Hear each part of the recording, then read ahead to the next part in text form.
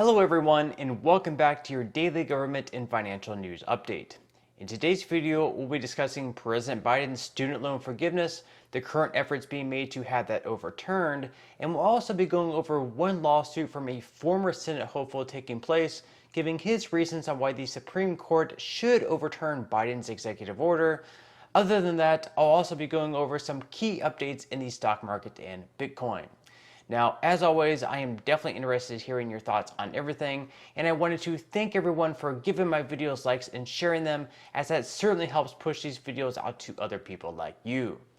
Okay, so just recently, 22 Republican governors sent President Biden a letter saying that he should immediately withdraw his plan to cancel anywhere between $10,000 to $20,000 worth of student loan debt. In the letter, they wrote, "Dear Mr. President, as governors, we support making higher education more affordable and accessible for students in our state, but we fundamentally oppose your plan to force American taxpayers to pay off the student loan debt of an elite few, a plan that is estimated to cost the American taxpayer more than $2,000 each, or $600 billion total, a price that people of our states cannot afford. Only 16 to 17% of Americans have federal student loan debt, and yet your plan will require their debts be redistributed and paid by the vast majority of taxpayers. Shifting the burden of debt from the wealthy to working Americans has a regressive impact that harms the lower income families. Borrowers with the most debt, such as $50,000 or more, almost exclusively have graduate degrees, meaning hourly workers will pay off the master's and doctorate degrees of high-salary lawyers, doctors, and professors. What's more, the top 20% of earning households hold $3 in student debt for every $1 held by the bottom quintile, generating a lopsided reality where the wealthy benefit at the expense of the working. Simply put, your plan rewards the rich and punishes the poor. College may not be the right decision for every American, but for students who took out loans, it was their decision. Able adults and willing borrowers who knowingly agreed to the terms of the loan and consented to taking on debt in exchange for taking classes. A high-cost degree is not the key to unlocking the American dream. Hard work and personal responsibility is. For many borrowers, they worked hard, made sacrifices, and paid off their debt. For many others, they chose hard work and a paycheck rather than more school and a loan. Americans who did not choose to take out student loans themselves should certainly not be forced to pay for the student loans of others. At a time when inflation is sky high due to your unprecedented tax and spend agenda, your plan will encourage more student borrowing, incentivize higher tuition rates, and drive up inflation even further, negatively impacting every American. Even economists from your own party oppose your plan for raising demand and increasing inflation. Rather than addressing the rising cost of tuition for higher education or working to lower interest rates for student loans, your plan kicks the can down the road and makes today's problem worse for tomorrow's students. Bipartisan opposition to your plan includes more than economic objections, but process problems as well. As president, you lack the authority to wield unilateral action to usher in a sweeping student loan cancellation plan, a position shared by leaders of your own party. Last year, Speaker of the House Nancy Pelosi stated, quote, "People think that the President of the United States has the power for debt forgiveness. He does not. He can postpone, he can delay, but he does not have that power. That has to be an act of Congress. For these reasons and more, we call on you to withdraw your student loan plan immediately. Sincerely," and then we have the signatures of 22 Republican governors. In a recent press conference, Florida's Governor Ron DeSantis also mentioned the big problem with Biden's loan forgiveness plan, which is that students in his state are deciding to stay in state to go to school rather than going to a higher priced private university, but now they're being forced to pay the higher debt price anyways. Now you have this thing with these student loans that may be $1 trillion, and even President Obama, some of his economists said it's like adding gasoline to the inflation fire because you're putting this on the backs of taxpayers, and if it's $1 trillion, that's going to be an average of $6,000 per taxpayer in terms of the liability. How much are they asking the universities to take from this? Zero. The universities are the ones that have benefited from all this student debt. They raise tuition and they take all the proceeds and they expand their administration and add more people for bloat. They're not adding better education with this, and they've made a fortune off this for years, and they're not paying a dime. I think the colleges should be responsible for this.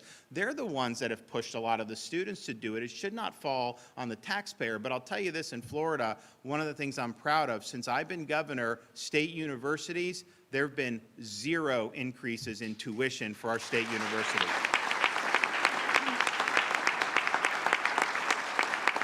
So you can go, I mean, it's not the same at every state university, but the average is like $6,300 for in-state tuition for a Florida resident. Where are you beating that anywhere in the country? I don't think you are. And of course, we have things like Bright Future scholarships, which you can get all of that taken care of, or a lot of it taken care of.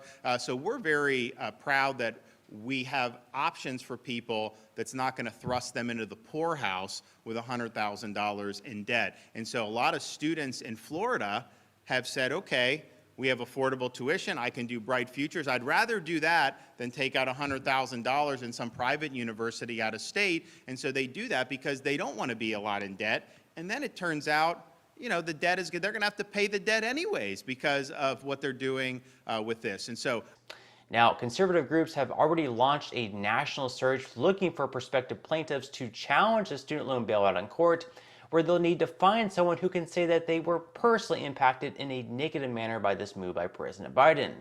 As of right now, according to Axios, the Supreme Court has ruled that merely being a taxpayer does not provide the necessary standing to challenge an allotment of government funds alleged to violate the Constitution. And the president of the Job Creators Network, Alfredo Ortiz, said, quote, Biden's loan forgiveness plan is unfair, but you can't take unfair to court. You actually had to find someone personally impacted or hurt by the student loan forgiveness. So some groups are exploring the idea of finding a plaintiff who is, for one, a private citizen earning just above the income threshold, or for two, who put themselves through school while working and has already paid off their loans. According to Bloomberg Law, one ex-Senate hopeful living in the state of Oregon is already challenging the plan in federal court. Now, his argument is being that the relief will only worsen inflation and it will also raise interest expenses on his mortgage.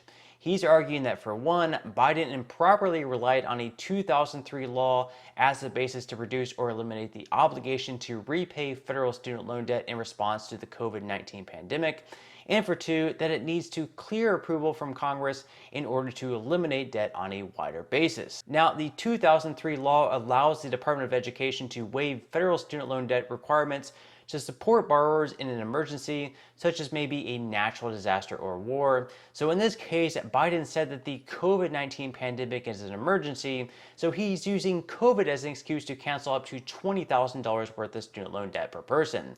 The problem with this, of course, is that during an interview on 60 Minutes last weekend, Biden said that the COVID-19 pandemic was over. So if the pandemic is over, why are we now canceling student loan debt? Of course, most Democrats realize this, so they instantly tried to walk back the statements made by the president. So here is Karine Jean-Pierre saying, well, Biden was at this car show. He was excited by all these new shiny cars around him. So he didn't actually mean what he said. Karine, the president also in the 60 Minutes interview said that the pandemic is over. There's been quite a bit of pushback to that statement by the president. Where is he today on that? So just to step back for a second, what we saw during that interview, 60-minute interview, when he made those comments, he was walking through the Detroit car show, the halls of the Detroit car show, and he was looking around. We have to remember the last time that they had held that event was 3 years ago. Even as we're talking about UNGA, the president's going to speak shortly, as I just mentioned, that hasn't been held in person for about 3 years as well. So we are in a different time. He's been very consistent about that. And the reason why is because we are now prepared. We are now ready. We know how to deal with this pandemic. It is now more manageable. It's not as disruptive as it's been in the prior years. And it is because of what this president has done on day one. If you think about where we were when he walked in, 3,000 people were dying a day. That has come down 90%. You think about schools were closed, now schools are open. Think about businesses were closed, now businesses are open. And it's because of the work that this administration has done. Now, what he has been very consistent about is that we have to continue to have a front foot on this, so we have the funding, so that we are ahead of this, of any other, as we look at future vaccines and future treatments, we need to make sure that we are ready for that, as we're also leading, as we're talking the backdrop of UNGA, as we're leading globally as well. So tough saying what will end up happening, if Biden's student loan forgiveness will end up getting overturned, or if it'll stand. Either way, it's likely to be a long road ahead.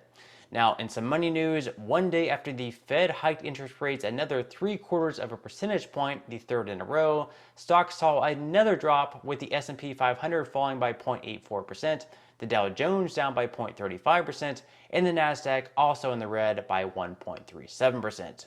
Bitcoin has also dropped off over the last day, down by 0.20%, and now sitting in the low 19,000s. And so my strategy, of course, although not financial advice, is to actually be buying into the market during the times where the price is going lower, as this is where people make the most of their money, buying in low and then selling high. And although we don't know how low the prices will actually go, slowly dollar cost averaging in and down over the next year or two would definitely be a pretty good idea.